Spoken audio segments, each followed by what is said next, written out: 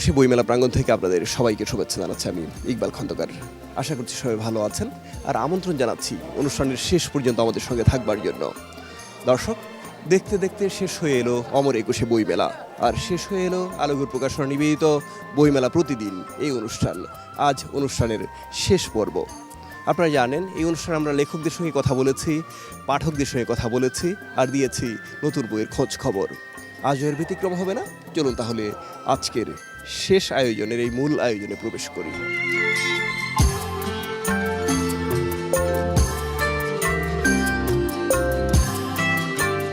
দর্শক, আপনারা দেখছেন আলোগর প্রকাশনী নিবেদিত বইমেলা প্রতিদিন এই অনুষ্ঠানের শেষ পর্ব। অনুষ্ঠানের এই পর্যায়ে থাকছে আমাদের প্রতিদিনকার সেগমেন্ট বই পরিচিতি। আপনারা জানেন এই সেগমেন্টে আমরা আলোঘরের নির্বাচিত বইয়ের সঙ্গে আপনাদের পরিচয় করিয়ে দিয়ে থাকি। তারই ধারাবাহিকতায় আজ পরিচয় করিয়ে দিচ্ছি 5টি বিশেষ বইয়ের সঙ্গে। প্রথমে হাতে নিলাম যে বইটি, এই বইটির নাম অপ্রতিরোধ্য, একটি আত্মোন্নয়নমূলক বই। বইটির রচয়িতার নাম কাজী নাইম। দর্শক, আপনারা যারা আত্মোন্নয়ন ঘটাতে যান তাদের জন্য এই বইটি অপ্রতিরোধ্য। এবার হাতে নিলাম যে বইটি, এই বইটি রচয়িতার নাম আলী ইমামের লেখা। এই বইটির নাম রহস্য যাদের পছন্দ তাদের জন্য এই বই।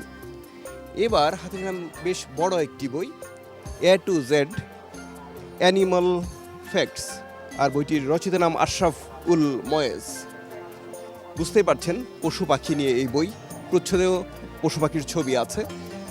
এদের সম্পর্কে যাদের আগ্রহ আছে, এদের প্রতি যাদের ভালোবাসা আছে, তারা এই বইটি সংগ্রহ করবেন।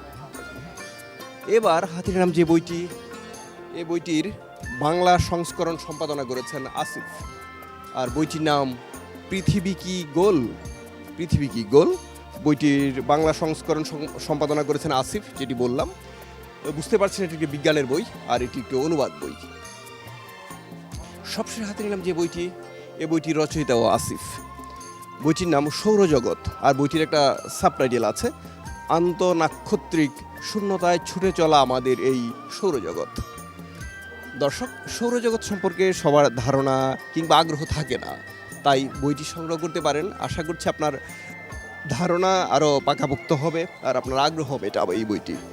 দর্শক, বই পরিচিতি এখানে শেষ করছি। চলুন অন্যান্য আয়োজনে যাওয়া যাক।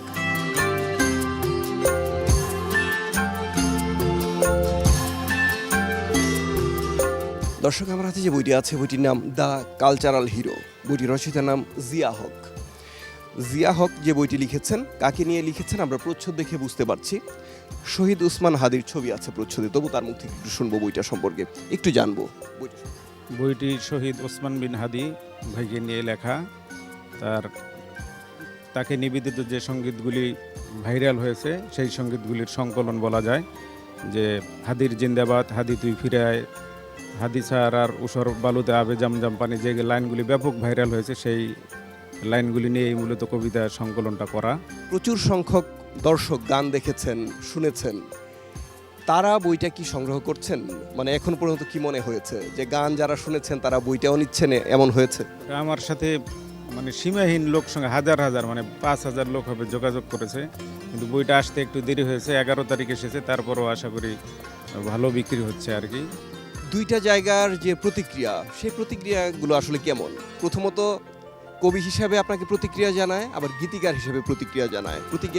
প্রতিক্রিয়ার ভাষাগুলো আসলে কেমন হয়? আসলে আমরা যারা কবিতা লিখি, এরা যখন গান লেখে, আমরা দেখেছি সৈয়দ শামসুল হক যে গান লিখেছেন, অনেকগুলি বিখ্যাত গান তার আছে। এরপর যারা কবিতা লেখে না, এর ভিতরে হুমায়ুন আহমেদকে দেখেছি, তার গান অসাধারণ গান।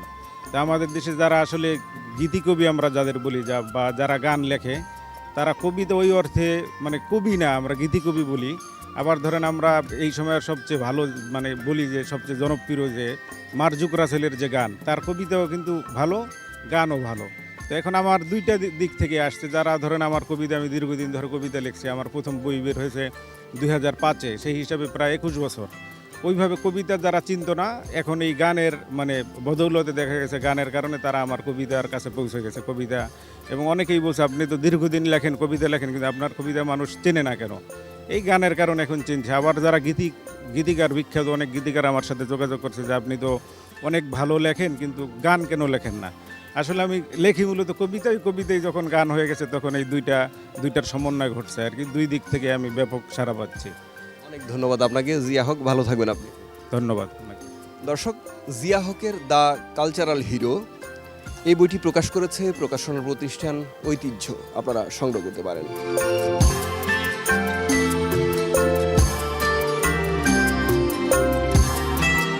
দর্শক, আমার হাতে যে বইটি আছে বইটির নাম বিষাদের বেলাভূমি। বইটির রচয়িতার নাম প্রকৌশলী মুশারফ হোসেন।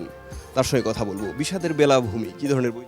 বইটি হলো মূলত আমার জীবনের প্রতিটি গল্প নিয়ে বইটি করা।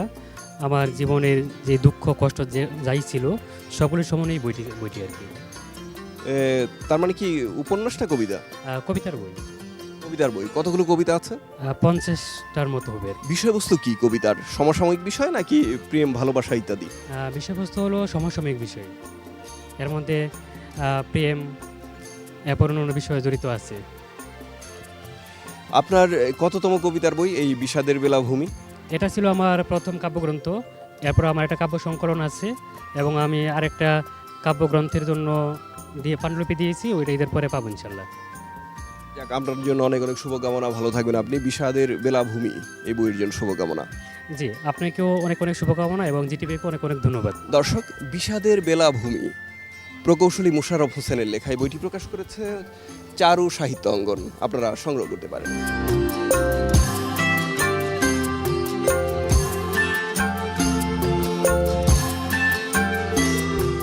দর্শক, আমার হাতে যে বইটি আছে বইটির নাম জ্বলছে আগুন। বইটির রচয়িতার নাম আসাদ সরকার। তার সঙ্গে কথা বলবো। জ্বলছে আগুন কি ধরনের বই? পুরাটাই আসলে আমাদের 36শে জুলাই নিয়ে লেখা। জুলাইয়ের বিভিন্ন প্রেক্ষাপটে বিভিন্ন পরিস্থিতিতে বাস্তবমুখী লেখা আর কি। তার মানে কবিতার বই? কবিতার বই। কতগুলো কবিতা আছে এই বই? এখানে 48টার মতো কবিতা আছে। এখন পর্যন্ত কেমন গ্রহণযোগ্যতা দেখলেন? এখন পর্যন্ত ভালো। এই পর্যন্ত এই মেলায় 400-র উপরে বই আমার এই বইটা বিক্রি হয়েছে এবং দ্বিতীয় এডিশন চলতেছে। আমার মনে হয় যে আমার এই পর্যন্ত পার্সোনালি 2000-এর উপরে বইটার অর্ডার আছে। বাহ, অনেক ভালো খবর আমাদের জন্য, কবিতার জন্য বিশেষ করে। আপনার কততম বই এটি? এটা আমার 8ম একক কাব্যগ্রন্থ। আর আগের 7টা বই কেমন সাড়া ফেলেছিল? ওইগুলি তেমন না, যেমন খোকার ভাবনাটা একটু সবচেয়ে বেশি চলেছে, বাচ্চাদেরকে নিয়ে লেখা। আমার সবগুলি বই বাচ্চাদেরকে নিয়ে লেখা, কিন্তু এই বইটি একটু ব্যতিক্রম। ব্যতিক্রম বইটা একটু ব্যতিক্রমভাবেই পাঠকের হাতে যাচ্ছে, আমরা বুঝতে পারছি। আপনার জন্য, আপনার বইয়ের জন্য শুভকামনা। ভালো থাকবেন আপনি। ধন্যবাদ আপনাকে এবং গাজী টিভিকে আমাকে সুযোগ দেওয়ার জন্য। দর্শক, জ্বলছে আগুন আসাদ সরকারের লেখা এই বইটি প্রকাশ করেছে প্রকাশনা প্রতিষ্ঠান বৃত্তকলা। আপনারা সংগ্রহ করতে পারেন।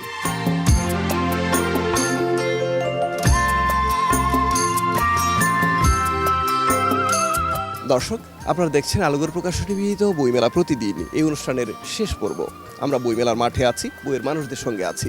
অনুষ্ঠানের এই পর্যায়ে ছোট্ট একটা বিরতি নিয়ে নিচ্ছি। বিরতির পর আরও কিছু আয়োজন আছে, সেই পর্যন্ত আমাদের সঙ্গে থাকার অনুরোধ করছি। বিরতির পর আপনাদের আরও একবার শুভেচ্ছা জানাচ্ছি আমি ইকবাল খন্দকার। আপনারা দেখছেন আলোগর প্রকাশনী বিহিত বইমেলা প্রতিদিন। এই অনুষ্ঠানের শেষ পর্ব। আমরা বইমেলার মাঠে আছি, বইয়ের মানুষদের সঙ্গে আছি। আরও কিছু আয়োজন আছে, চলুন সেগুলো দেখি।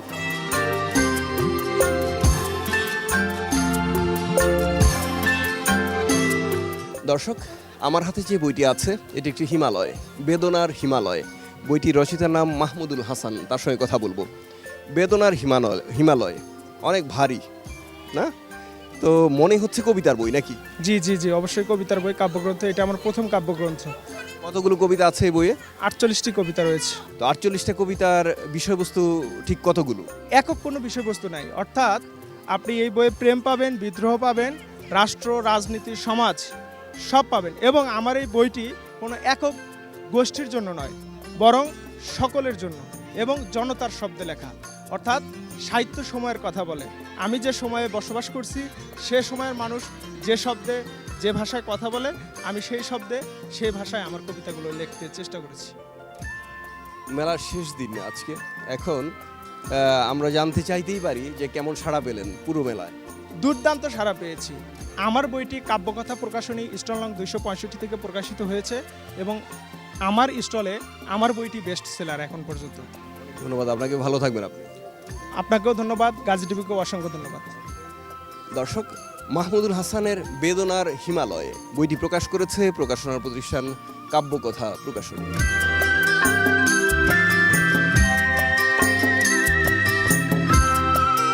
দর্শক, আমি এখন যার সঙ্গে কথা বলবো তার নাম মাহফুজুর রহমান মাহফুজ।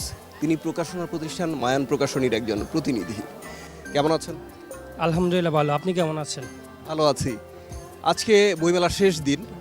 আমরা সারা বছর ধরে বইমেলার জন্য অপেক্ষায় থাকি, তারপর সারা মাস ধরে বইমেলাকে খুব কাছ থেকে দেখি।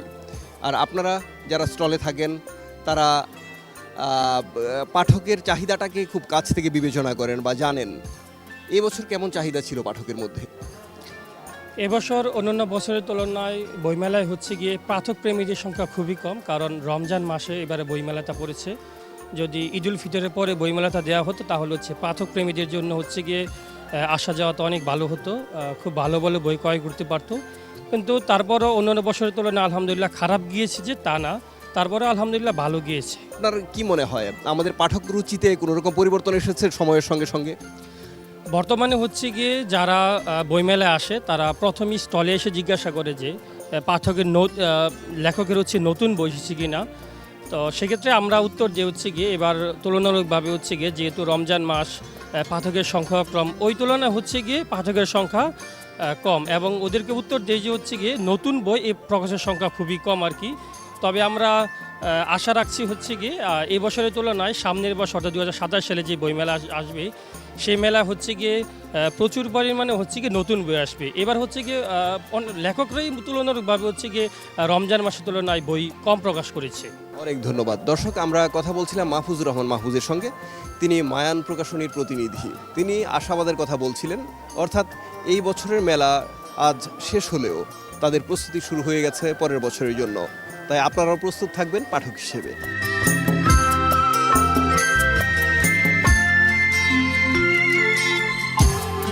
দর্শক, একজন পাঠকের সঙ্গে কথা বলবো, তার পছন্দের কথা জানবো। আপনার নাম কি?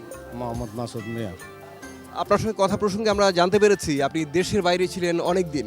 তার মানে বইমেলায় সম্ভবত প্রথম আসছেন নাকি? বইমেলায় এবারে প্রথম, কিন্তু আমি দীর্ঘ 18 বছর সৌদিতে ছিলাম মদিনায়। তা বইমেলায় এসে এবার দেখলাম যে পাঠক সংখ্যা অনেকই কম।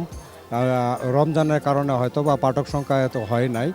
আর তুলনামূলকভাবে আগেও আমি 2006 সনে বইমেলায় অংশগ্রহণ করেছিলাম। আমার মামার একটা প্রকাশনী ছিল, এই সুবাদে অনেক ভালো পাঠক ছিল বা সমগ্রত ছিল। আর এইবারে বইমেলা তুলনামূলকভাবে এত সমগ্রম নাই। বিশেষ করে নতুন নতুন বই এইবার অনেকে প্রকাশ খুব কম করছে।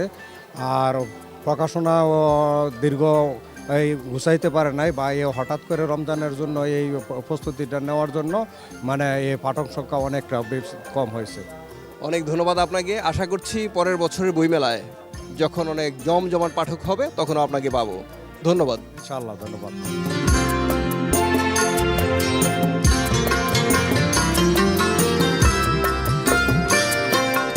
দর্শক, আপনারা দেখছেন আলোগর প্রকাশনী বিহিত বইমেলা প্রতিদিন। এই অনুষ্ঠানের শেষ পর্ব। আমরা বইমেলার মাঠে আছি, বইয়ের মানুষদের সঙ্গে আছি। অনুষ্ঠানের এই পর্যায়ে ছোট্ট একটা বিরতি নিয়ে নিচ্ছি। বিরতির পর আরও কিছু আয়োজন আছে, সেই পর্যন্ত আমাদের সঙ্গে থাকার অনুরোধ করছি। বিরতির পর আপনাদের আরও একবার শুভেচ্ছা জানাচ্ছি আমি ইকবাল খন্দকার। আপনারা দেখছেন আলোগর প্রকাশনী বিহিত বইমেলা প্রতিদিন। এই অনুষ্ঠানের শেষ পর্ব। আমরা বইমেলার মাঠে আছি, বইয়ের মানুষদের সঙ্গে আছি। আরও কিছু আয়োজন আছে, চলুন সেগুলো দেখি।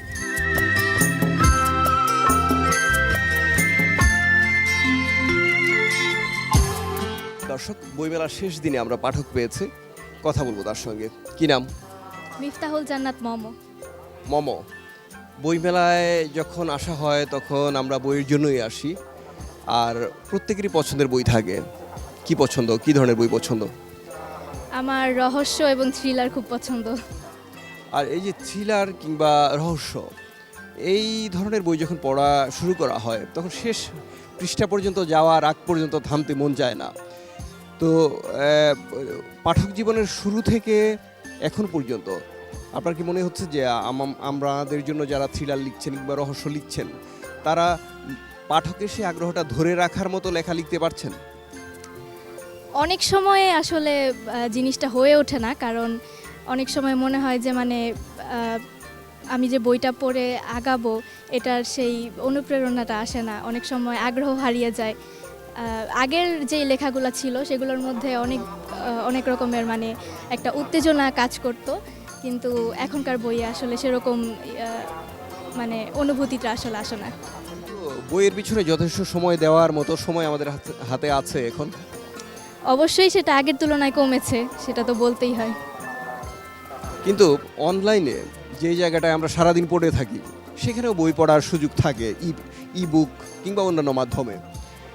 সেখানে পড়া আর বই পড়া একটু পার্থক্য তো আছেই। আপনার দৃষ্টিতে সে পার্থক্যটা কেমন? আমার দৃষ্টিতে আমার কাছে অবশ্যই হাতে নিয়ে বই পড়ার কোনো বিকল্পই হয় না। ইবুকে বই পড়লে আসলে মানে সেই রকম অনুভূতিটা আসে না। হাতে নিয়ে বই পড়লে যেমন একটা মানে একটা অনুভূতি, একটা অন্যরকম একটা অনুভূতি থাকে, সেটা ইবুকে আসলে কখনোই পাওয়া সম্ভব না। অনেক ধন্যবাদ, ভালো থাকবেন। আপনাকেও ধন্যবাদ। দর্শক, আমরা পাঠকের সঙ্গে কথা বলছিলাম, তার নাম মম। তিনি বলছিলেন বই পড়ার সম্পর্কে, বলছিলেন তার পছন্দ সম্পর্কে। আপনিও বই মেলায় আসবেন, আর সারা বছর ধরে কিন্তু বই সংগ্রহ করা যায়। অবশ্যই বই সংগ্রহ করবেন।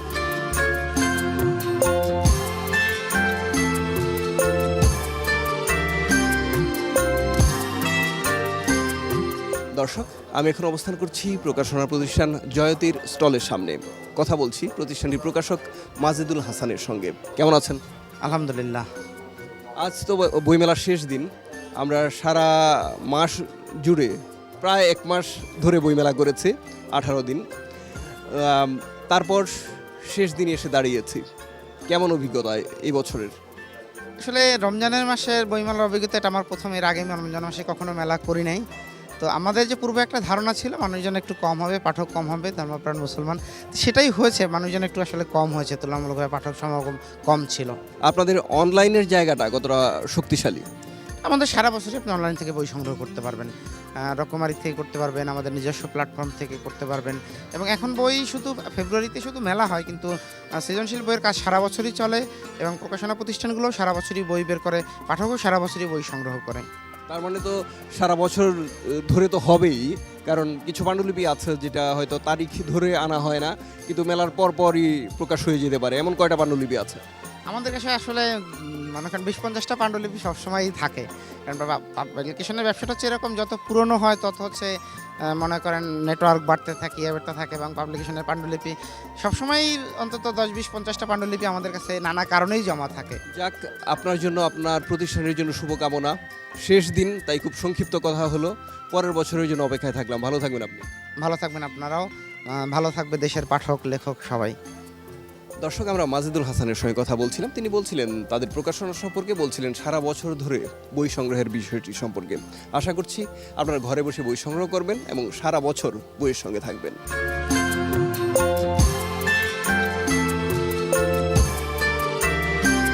দর্শক, পাঠকের সঙ্গে কথা বলবো। তারা বই মেলায় এসেছেন, বই কিনেছেন অথবা কিনবেন। কি নাম? প্রমিতি মজুমদার। প্রমিতি মজুমদার। আমরা মনে করেছিলাম বই কিনেছেন, কিন্তু এখনো সম্ভবত কিনেননি, কিনবেন। সবে আসছি, ভিতরে ঢুকলাম কেবলমাত্র। তিনি কি হন? আমার বোন। কেমন বোন? আমার কাজিন। একটু সামনে আসবেন। কি নাম আপনার? সুস্মিতা। সুস্মিতা।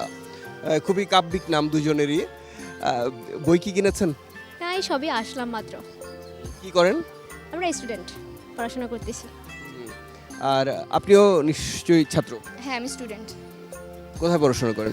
আমি বিউপিতে আছি, varsity, Bangladesh university of professionals, English subject.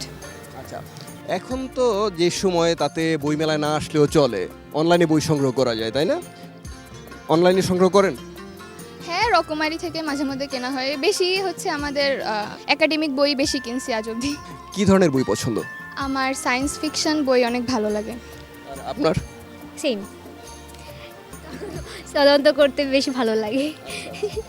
দর্শক, আমরা পাঠকের সঙ্গে কথা বলছিলাম, তাদের পছন্দের কথা জানছিলাম। তারা জানাচ্ছিলেন তাদের পছন্দের কথা। বইমেলা শেষ, তবে বইয়ের রেশ সারা বছর থাকবে। আপনারা বই সংগ্রহ করবেন, বই পড়বেন।